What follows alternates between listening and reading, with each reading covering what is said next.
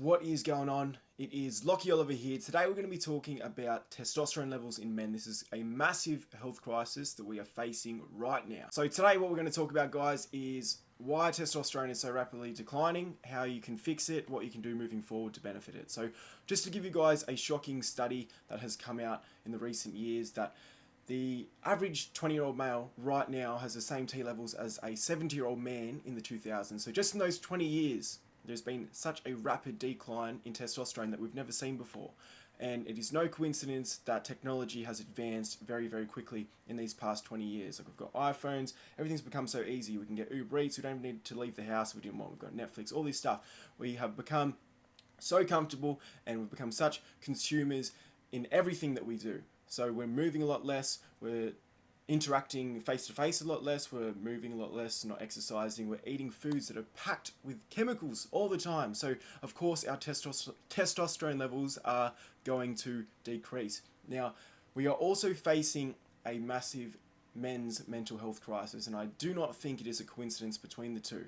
Testosterone has gotten a bad rap, but just to let you guys know, it isn't something that just you need to be a bodybuilder screaming at yourself in the mirror to worry about, and it's not something that you need to be a professional athlete to worry about. It is something that affects everything in your body right now. If your testosterone starts declining, this is when you start to age and run into a lot of health issues, and we're starting to run into these health issues far younger than we ever have before. So your testosterone affects everything. So your sexual health, so you getting a hard on, you being able to have kids, if it starts declining at such a young age, it's going to affect these things.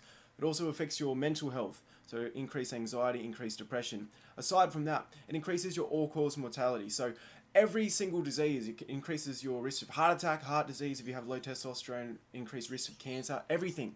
It isn't just you needing testosterone to be some big juicy meathead in the gym.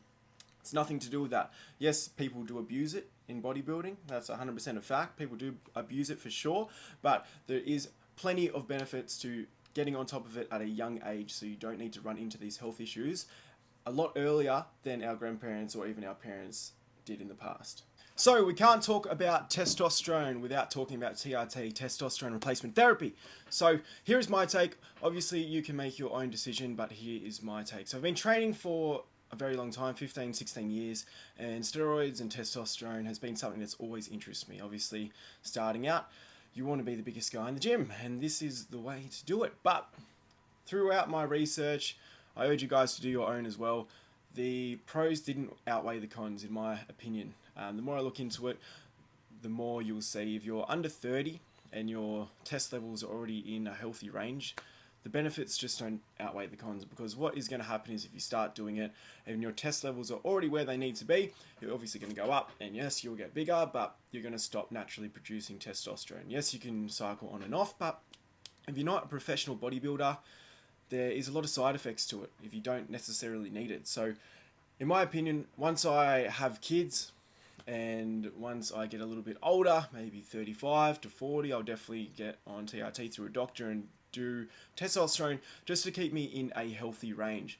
But if you're someone under 30 and your T levels are already where they need to be, I personally wouldn't recommend it. And I think if you do your own research, the more and more research you do, the more you'll see that the pros don't outweigh the cons when you don't necessarily need it. Just firstly, nail your diet, nail your nutrition, nail your training, and once you do those things for a long enough period of time and you want to take the next step, then it makes sense. But if you are someone who hasn't been training for very long, like I've seen a lot of kids, 17, 18, get on SARMs and T, and they don't need it. When you're 18 years old, your fucking test levels are through the roof already. You don't necessarily need it.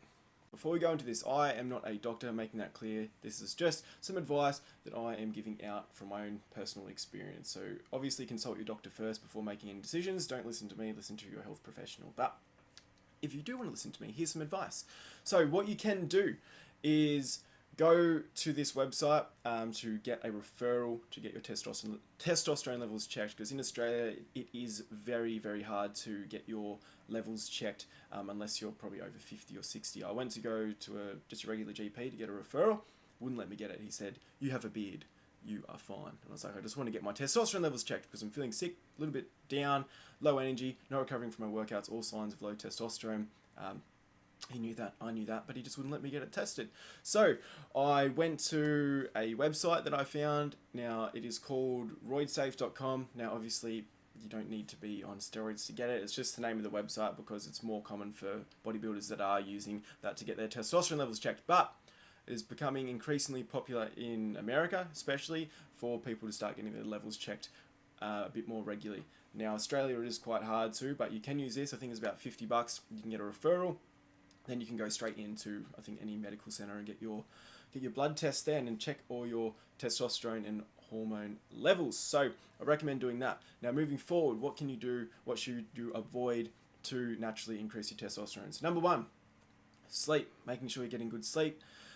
Number two, there's a heap of things that lower your testosterone. I'm sure you guys can probably find it on the internet, but just a few that come to mind. Staying inside too much, get outside, get some sun. Sun's a massive one. Start weight training, start exercising, stop eating so much shit. It is pretty straightforward stuff, but you don't think about it. Alcohol's another killer, smoking, if you're doing drugs regularly. Nothing wrong with those things, not judging you at all, but do it all in moderation. If you're doing it regularly, your testosterone levels are going to go down and you're going to age very, very fucking quickly. So just make sure you are looking after yourself. Do the basic stuff. Get outside, get some sun, weight train, run, do whatever. Just make sure you're looking after yourself. There are supplements and that you can have. It doesn't, it's not going to be as quick. It does help, but overall, get active, get moving, eat non-processed foods, get some sunlight, and sleep properly. They would be the main things that you can do to start naturally increasing your testosterone. I hope it helps. Give me a follow, give me a like if it does, and I will see you next time.